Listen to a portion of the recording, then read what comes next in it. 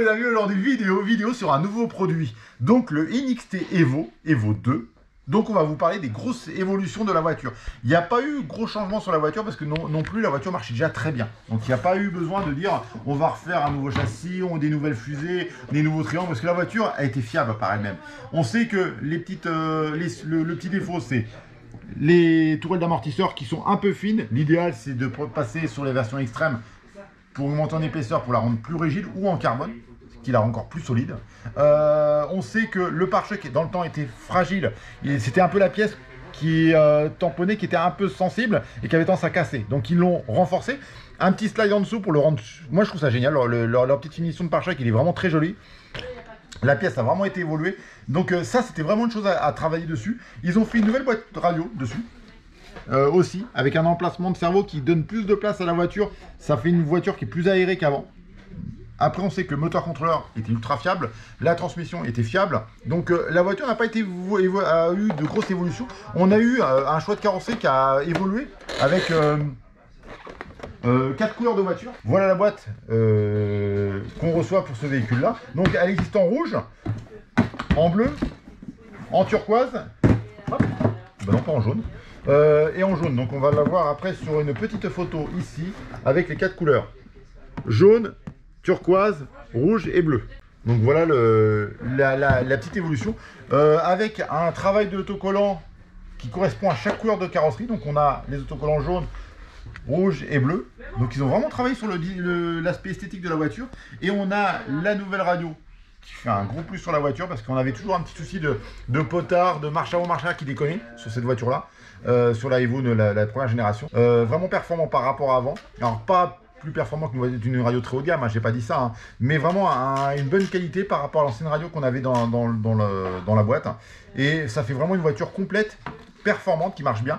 Pour quelqu'un qui veut commencer en limite petite compétition, mais pour faire du loisir et s'amuser, il n'y a aucun souci, c'est une voiture qui marche très très bien. Je vous dis à tout de suite sur la piste, on va la tester, on va voir comment elle fonctionne, voir sa fiabilité. On est en config d'origine la voiture, on n'a pas travaillé sur les amortisseurs, les différentiels, les pneus sont les pneus d'origine, tout est full d'origine. On a roulé de là des stands à ici pour donc à fonctionner la voiture, on la voit fonctionner. On n'a rien bricolé, le contrôleur est réglé d'origine, pas de variation au niveau des programmations, rien n'a été bricolé, donc on est full d'origine, batterie, connect, voiture, connect, toute d'origine. On roule, on voit ce que ça donne.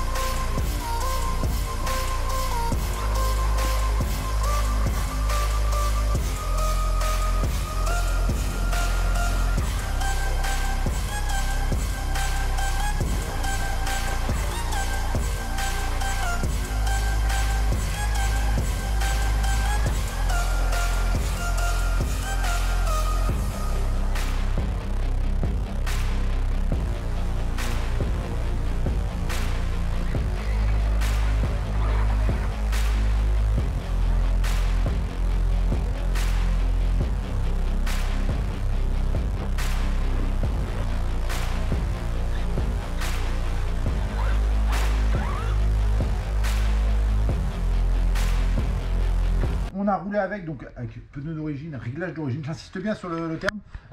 Certains puristes qui vont nous voir rouler vont dire ah il avait tendance à vaciller, peut-être du train arrière, ainsi de suite. Les pneus par rapport à la piste où on a roulé avec ne sont pas les meilleurs. Peut-être l'hydraulique avec la chaleur qu'il y a en ce moment, c'est pas la meilleure hydraulique. Donc les huiles dans les amortisseurs. Donc après, ça demande quelques réglages.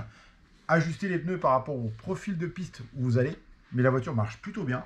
Le comportement est plutôt correct. Mécaniquement, elle est fiable, la voiture. On lui a fait quelques misères et la voiture, elle n'a pas bougé. Faut penser que les cerveaux, ça reste une voiture, ce qu'on appelle RTR, donc prête à l'emploi. Si vous voulez par la suite l'optimiser, un petit cerveau un peu plus vif et réactif, ça peut être un confort de pilotage que vous allez avoir par la suite. C'est une voiture qui est conçue et dessinée et optimisée en France.